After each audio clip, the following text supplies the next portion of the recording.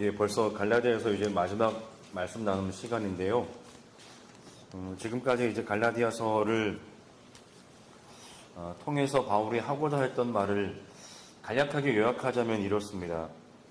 근데 당시 로마의 갈라디아 속주 어디엔가 이제 남쪽이라고 하는 사람들도 있고 북쪽이라고 하는 사람들도 있다고 말씀을 드렸고, 그 지역이 어디냐에 따라서 바울이 언제 이제 그곳을 방문했느냐도 이제 차이가 난다고 말씀을 드렸었는데, 갈라디아서 전체를 이해하는 데 있어서 그것은 중요하거나 결정적인 사항은 아니라고 또한 말씀을 드렸고요. 어쨌든 이제 갈라디아 속주 어느 곳인가 바울이 방문해서 그리스도의 그 십자가 복음을 전했고 공동체가 생겼습니다. 이 공동체를 세우고 길지 않은 시간을 머물렀던 바울은 또 다시 이제 다른 곳에 복음을 전하기 위해 길을 떠나는데, 아마도 그 사이에 갈라디아에 잠깐 머물면서 그 바울은 본인이 이제 거기에 이제 평생 있을 수 없다는 것을 본인 스스로도 누구보다 잘 알았기 때문에 말씀을 가르치고 함께 나눌 또한 지도자들을 세웠을 수도 있습니다. 오늘 본문에 이제 보시면 말씀을 배우는 자와 말씀을 가르치는 자, 이런 표현이 등장을 하는데요. 말씀을 가르치고 함께 나눌 이제 지도자들을 세웠을 것이고요. 그렇게 바울이 떠난 후에 어느 날 예루살렘에서 일단의 소위 유대인 그리스도인들이 갈라디아 공동체를 방문했고, 그들은 갈라디아 신자들에게 다른 것도 다른 것이지만 할례를 받을 것을 요구하고 가르쳤습니다. 그 말은 갈라디아 신자들에게 어떻게 들렸을 것인가 하면, 물론 예수 믿는 거 다 좋은데 일단 예수를 믿고 하나님의 백성이 되려면 이제 할례를 받아야 된다라고 하는 것은 유대인이 되어야 한다라고 하는 말과 그들에게 똑같이 들렸을 것입니다. 그러니까 유대인 이방인 할 것 없이 오로지 그리스도의 은혜로 하나님의 자녀가 된다라고 하는 복음이 이제 변색되게 되는 것이죠. 그런 소문이 이제 바울의 귀에 들렸고, 갈라디아 공동체와 몸이 떨어져 있을 수밖에 없었던 그 바울은 편지로 그들에게 자기의 말을 전달했습니다. 이제 그것이 갈라디아서입니다.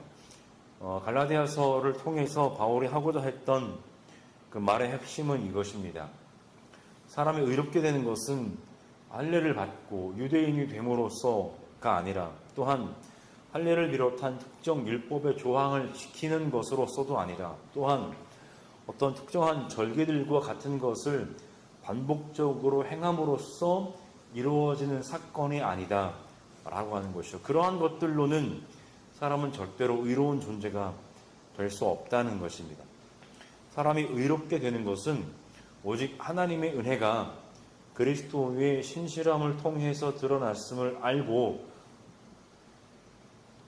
그리스도의 신실함은 십자가에 죽기까지 하나님의 뜻에 순종하심으로써 실천되었음을 믿는 것으로 이루어지는 하나님의 은혜의 사건이라는 것입니다. 그렇게 사람이 의롭게 되는 것에 대한 이 고백의 핵심은 바로 하나님의 은혜와 그리스도의 신실함입니다.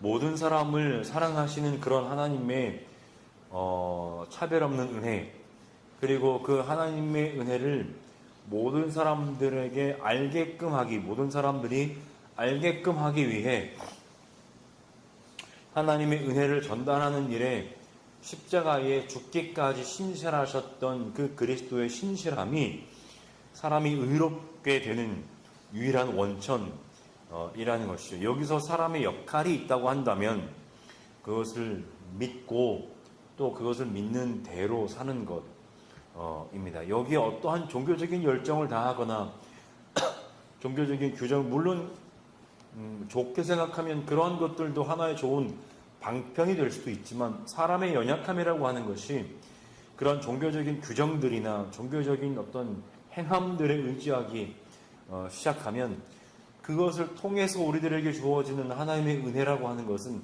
까맣게 잊어버리게 되어 있다는 것입니다. 그러니까 하나님의 은혜와 그리스도의, 그러니까 어떻게 보면 우리가 이렇게 생각할 수도 있을까요? 그리스도께서 지금 우리들의 눈에 보이지 않는다는 것이, 또 눈에 보이지 않는 성령이 우리를 도와주신다는 것이 어떻게 보면 우리들에게 큰 결정적인 도움이 될 수 있었을 것입니다. 눈에 보이지 않는 그리스도의 신실함이 우리로 하여금 하나님으로부터 의롭다 하심을 여김을 받을 수 있는 근원이 되기 때문에 우리는 뭐랄까요, 이런 표현이 어떨지 모르겠습니다만은 그리스도를 우상처럼 섬기지 않고 살아갈 수가 있게 되는 것이죠.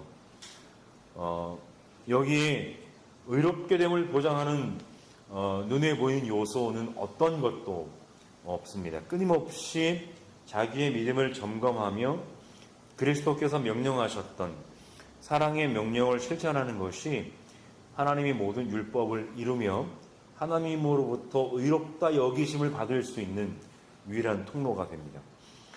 바울은 그렇게 갈라디아서를 마무리하면서 다시 한번 이 사실을 강조하는데, 본문 6장 1절과 2절입니다. 형제자매 여러분, 어떤 사람이 어떤 죄에 빠진 일이 드러나면 성령의 인도하심을 따라 사는 사람인 여러분은 온유한 마음으로 그런 사람을 바로잡아주고 자기 스스로를 살펴서 유혹에 빠지지 않도록 조심하십시오. 여러분은 서로 남의 짐을 져 주십시오. 그렇게 하면 여러분이 그리스도의 법을 성취하실 것입니다. 라고 얘기합니다. 바울은 갈라디아 신자들을 성령의 인도하심을 따라 사는 사람이라고 부릅니다. 그들이 이전에 바울로부터 복음을 전해받았을 때 오직 성령을 따라 살기로 결심했던 사람들이었음을 다시 상기시키고 있는 것이죠. 성령의 인도하심을 따라 사는 사람이라고 번역된 그 부분은 달리 번역하면은 영적인 사람입니다. 영적인 사람. 오늘 우리가 되게 오해하고 곡해하는 대표적인 단어가 바로 영적인이라는 말이라고 할 수가 있는데, 오늘 바울이 갈라디아 신자들을 여러분은 영적인 사람들입니다 라고 얘기하면서 그 영적인 사람은 무엇보다 온유한 마음을 가지고 있는 사람들이다 라고 얘기합니다. 바로 앞선 본문에서 성령의 열매 가운데 하나이기도 한 것이 바로 온유함이었습니다.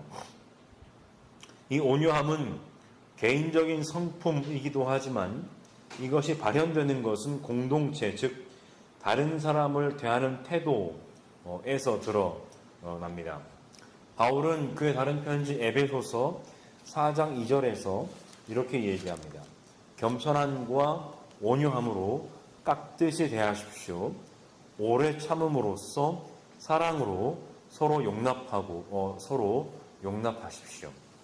그러니까 오늘 본문에서도 온유함이라고 하는 것은 공동체 가운데서 죄에 빠진 형제 자매를 대하는 태도로 등장합니다. 그런 사람들을 온유한 마음으로 바로잡아 주라는 것이, 이것이 영적인 사람이 보이는 모습입니다. 입만 열면 방언으로 기도하고 하루에 수시간씩 기도하고 무슨 음성을 듣고 환상을 보고 하는 것이 영적인 사람의 모습이 아니라, 공동체 가운데서 참으로 영적인 사람은 공동체 가운데서 죄에 빠진 형제 자매들을 온유함으로 대하는 사람들이라는 것입니다. 바울의 말에 비추어 봤을 때 오늘날 소위 영적인 사람들이라고 하는 것이, 사람들이 다른 사람을 대할 때 얼마나 배타적이고 얼마나 뭐라고 해야 될까요? 온유함과는 전혀 상관없는 모습으로 공동체의 연약한 이들을 대하는지를 우리는 너무나 많이 보고 있습니다. 그렇게 죄에 빠진 이들을 온유한 마음으로 바로잡아주기 위해서 선행되어야 하는 것이 있는데, 바로 자기 스스로를 먼저 살펴서 유혹에 빠지지 않도록 조심하는 것이죠. 그럴 때 서로 남의 짐을 함께 질 수 있고 서로 남의 짐을 함께 지려고 할 때 그리스도의 법을 성취할 수가 있습니다. 공동체란 그런 것입니다. 소위 영적인 사람들이 있는 공동체라고 하는 것은 먼저 자신의 삶을 되돌아보고 남의 짐을 함께 지는 사람들이 있는 곳, 그래서 그렇게 그리스도의 법을 함께 성취하는 곳, 그것이 그리스도의 공동체라고 할 수가 있겠습니다. 그리스도의 법은, 바울이 말한 그리스도의 법은 내 이웃을 내 몸과 같이 사랑하는 것이 율법의 근본 정신이라고 하셨던 예수의 말씀을 가리킵니다. 또 마태복음 11장 29절처럼 예수의 온유함을 배울 때 참된 쉼이 있을 것이라는 말씀을 상기시키기도 하는데요. 예수께서는 이렇게 말씀하시죠. 나는 마음이 온유하고 겸손하니 내 멍에를 메고 나한테 배워라. 그리하면 너희는 마음의 쉼을 얻을 것이다. 그리스도의 공동체란 바로 그런 공동체인 것입니다. 참된 쉼과 평화가 있는 공동체는 예수의 온유함을 배우고 담는 공동체입니다. 예수의 온유함을 배우고 담는 사명을 잃어버리면 교회는 그 순간 자기 기만에 빠지게 됩니다. 3절과 4절에서 바울이 이렇게 얘기합니다. 어떤 사람이 아무것도 아니면서 무엇이 된 것처럼 생각하면 그는 자기를 속이는 것입니다. 각 사람은 자기 일을 살펴보십시오. 그러면 자기에게는 자랑거리가 있더라도 남에게까지 자랑할 것은 없을 것입니다. 라고 얘기합니다. 아마도 이 바울의 권면을 가장 앞자리에서 들어야 될 사람들은 오늘날 소위 목회자들이라고 할 수가 있겠습니다. 아무것도 아닌 것들이 마치 무엇이라도 되는 것처럼 그렇게 착각하면서 사는 사람들의 대표라고 할 수가 있겠습니다. 자기에게조차도 자랑할 거리가 없으면서 마치 남에게까지 자랑할 것이 가득한 것처럼 착각하며 살아가는 사람들이라고 할 수가 있을 텐데요. 자기 기만에 빠지지 말고 그저 자기 몫의 짐을 지는 일에 최선을 다해야 할 것입니다. 최근에 읽은 몇 권의 책 중에 제가 제국의 특성에 대해서 말하는 대목을 본 경험이 있는데 제국의 특징이라 가운데 하나라고 할 수 있는 것이 뭐냐면 자기 스스로를 무언가를 생산할 수 있는 능력은 없으면서 폭력을 행해서 자기들의 공동체를 뒷받침해줄 정말로 생명의 근원이 되는 생산을 하는 다른 피식민지들의 고혈을 빨아먹는 기생충이라는 표현이 있었습니다. 그러니까 제국이라고 하는 것이 겉보기에는 뭔가 대단히 엄청나게 큰 힘을 가지고 있는 것 같아 보이지만 그러나 그 실상을 들여다보면 스스로는 무언가 생산적인 것을 하지 않으면서 피식민지를 무력으로 다스리면서 그들이 정말로 사람을 살리는 생산적인 수단과 생산적인 노동을 통해 생산한 그 생산물들의 기생해 살아가는 그러한 기생충이 바로 제국의 특징이다라고 얘기를 하는 대목을 보게 되었는데 정말 그 대목에 공감하면서 그 책을 읽었습니다. 많은 자기가 어떤 존재인지를 정확히 알지 않고 자기 기만에 빠지면서 살아가는 사람, 자기 몫의 짐을 지는 것에 최선을 다하지 않으면 결국 그런 삶을 살게 되게 되어 있습니다. 그런데 교회 공동체라고 하는 것은 영적인 사람들이라고 하는 것은 혹여나 그런 사람들이 있다고 할 때 온유한 마음으로 그런 사람들을 바로잡아주는 공동체가 되어야 하고 그러면 그런 이들이 또 다시 되돌아와서 은혜 안에 살아갈 수 있는 기회를 또한 얻게 될 것입니다. 이러한 어떤 선행의 선순환 가운데 더더욱 바울은 할례라고 하는 그런 외적인 형태의 유혹에 빠지지 말 것을 또한 강조하고 있습니다. 할례를 받는 순간 소위 유대인이 되어서 하나님이 특별히 선택하신 민족의 일원이 되었다라고 하는 근거 없는 그런 자기 기만에 빠지게 되기 때문입니다. 그래서 바울은 7절과 8절에서 이렇게 얘기합니다. 자기를 속이지 마십시오. 하나님은 조롱을 받으실 분이 아니십니다. 사람은 무엇을 심든지 심는 대로 거둘 것입니다. 자기 육체에다 심는 사람은 육체에서 썩을 것을 거두고 성령에다 심는 사람은 성령에게서 영생을 거둘 것입니다. 자꾸만 육체를 의지하고 육체에다가 무엇을 심는 사람은 결국은 육체에서 썩을 것을 거두게 되어 있다라고 하는 것이죠.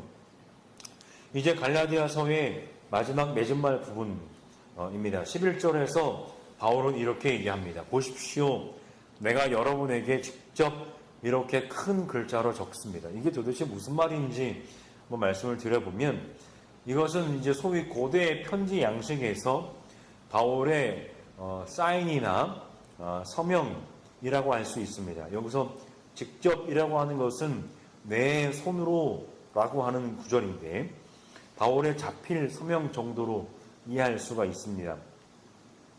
고대 편지들은요 대부분 대필자들이 위임받아서 썼다고 합니다. 이런 이제 분위기니까 우리가 성경 공부할 때 소위 위명 편지, 이제 바울의 편지들 가운데서도 바울이 이제 썼다고 기록은 하고 있지만 학자들이 이제 연구한 결과 바울의 이름을 빌려서 쓴 편지들이 있다라고 말씀을 드렸는데 고대 사회에서 이것이 그렇게 크게 문제가 되지 않은 이유는 바로 바울이 직접 쓴 편지에도 이러한 이제 저항들이 들어 있으니까요. 그러니까 바울이 갈라디아서 전체를 직접 자필로 썼다라기보다는 누군가가 대필자가 있었고 마지막에 이제 바울이 자신 직접 이제 손으로 쓴 부분이 있었다라고 하는 것이 이제 본문 11절에서 우리가 알 수 있는 대목이라고 할 수가 있겠습니다. 로마서 16장 22절에도 이런 대목이 있습니다. 이 편지를 쓰는 나 더디오도, 그러니까 로마서를 바울이 이제 말을 해 주었는지 이런 작업들이 있었을 텐데 그 로마서를 더디오라고 하는 사람이 대필했다라고 하는 것이죠. 이 편지를 받아 쓰는 나 더디오도 주님 안에서 여러분에게 무난합니다. 라고 하는 구절이 로마서 16장 22절에 있습니다. 갈라디아서 역시 누군지 확인할 길은 없는 대필자가 있었고 마지막 인사말에서 바울이 직접 펜을 들고 서명했습니다. 근데 이제 11절만 썼는지 아니면 6장 전체나 혹은 11절 이후 18절까지를 바울이 썼는지 확실치는 않지만 그럼에도 불구하고 이 부분을 포함해서 갈라디아서 전체가 바울의 편지, 바울의 말이라는 것은 변하지 않죠. 맺은 말에서 바울은 다시 할례를 이야기합니다. 할례가 갈라디아서를 쓰게 할 만큼 중요한 문제였다는 것을 확인할 수 있는데 물론 중요하다는 것은 부정적인 의미이겠죠. 부정적으로 그 할례가 중요한 의미. 왜냐하면 적은 누룩이 온 반죽을 이렇게 퍼지는 것과 같습니다. 그 자체는 그렇게 큰 일은 아닌데 그것이 오염시키는 것은 온 공동체 모두가 될 수가 있기 때문에요. 그리스도의 십자가의 복음을 믿는 것에 그것이 결정적인 방해가 될 수도 있기 때문에 바울은 그것을 중요하다 여기고 편지를 쓰고 있는 것입니다. 바울은 갈라디아 신자들에게 소위 할례를 받으라고 강요하는 사람들은 그저 육체의 겉모양을 꾸미기를 좋아하는 사람이라고 얘기합니다. 정작 중요한 것은 사람의 속이라는 것이죠. 그리고 그들의 할례를 강요하는 목적은 그리스도의 십자가 때문에 박해를 면하고자 하는 이제 소위 꼼수에 불과하다라고 바울이 얘기합니다. 그리스도의 십자가의 복음을 따라 살고자 한다면 여러 모양의 박해를 감수해야 하는 것이 당시의 상황이었습니다. 바울 자체도 그리스도의 복음을 전한다는 이유 때문에 유대인들에게 박해를 당했고요. 또 넓게 나아가서는 그리스도의 복음을 따른다는 것 자체가 로마의 제국이라는 상황 속에서 살아가는 그런 사람들에게 제국에 의해서 여러 모양의 핍박과 박해를 받을 수밖에 없는 그러한 삶을 사는 것을 의미했습니다. 더군다나 이방인이었던 그 갈라디아 신자들이 이전의 삶에서 돌이켜 그리스도의 십자가를 따르고자 결심했다면 그들이 감내해야 하는 박해 정도는 더 컸을 것입니다. 가족들도 그들의 삶을 알아주지 못했을 것이고요. 왜 지금까지 우리랑 같이 잘 살다가 예수라는 이상한 신을 믿고 섬기겠다고 그렇게 살아가는지 모르겠다라고 하는 말을 가족들에게도 말로만 들었을 정도는 분명히 아니었을 겁니다. 복음서에는 분명히 너희들의 원수가 가족 중에 하나일 것이다 라고 주님께서 말씀하신 대목을 우리가 잘 알고 있기 때문입니다. 그러니 할례를 받는 것에 대한 유혹도 더 컸을 것이라는 것은 충분히 짐작할 수가 있을 겁니다.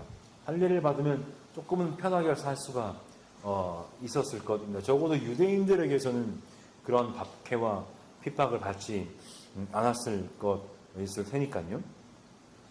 또한 개인적으로는 뭔가 눈에 보이지 않는 예수께서 부활하셨다고 혹은 다시 오신다고 하시는데 결국 그분은 우리들의 눈에 보이지 않는 삶을 살아가야 하는 것이거든요. 그래서 바울은 늘 말하는 것이 성령을 따르는 삶을 살아가라고 그렇게 얘기를 하는데 성령도 정작 우리들의 눈에 보이는 분은 아니니까요. 뭔가 한 치 앞도 알 수 없는 이 삶을 내가 무엇을 근거로 내가 잘 살아가고 있다고 생각할 수 있는지 우리는 무언가 좀 측량 가능하고 계량할 수 있는 어떤 도구 혹은 어떤 그런 것들을 바라는 것이 인간의 인지상정인지라 기왕 그리스도를 따라서 살아가는 건 좋은데 그렇다고 하면 몸에 새긴 할례의 흔적이라도 보고 내가 하나님의 백성이구나 라고 하는 것을 안심하며 지낼 수 있었을 것이기 때문에 그러한 유혹에 넘어가는 것도 어느 정도는 짐작할 수가 있는 대목이지만 바울은 13절에서 이렇게 얘기합니다. 할례를 받는 사람들은 스스로도 율법을 지키지 않으면서 여러분들에게 할례 받는 사람들 스스로도 율법을 지키지 않으면서 여러분들에게 할례를 받게 하려는 것은 여러분들의 육체를 이용하여 자랑하려는 것입니다.